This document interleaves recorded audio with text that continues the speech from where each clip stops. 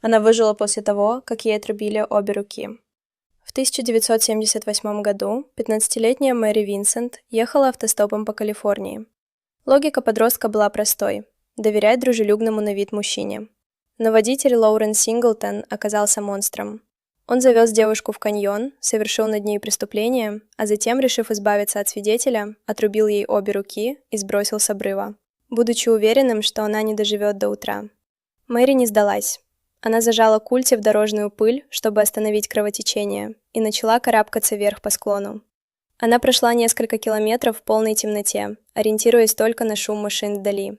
Когда она вышла на дорогу, водители в ужасе проезжали мимо, принимая ее за призрака.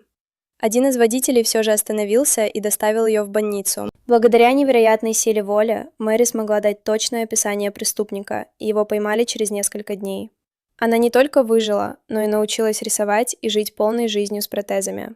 Это история о том, что воля к жизни может победить даже самый страшный финал. Подписывайся, чтобы узнать больше интересных историй.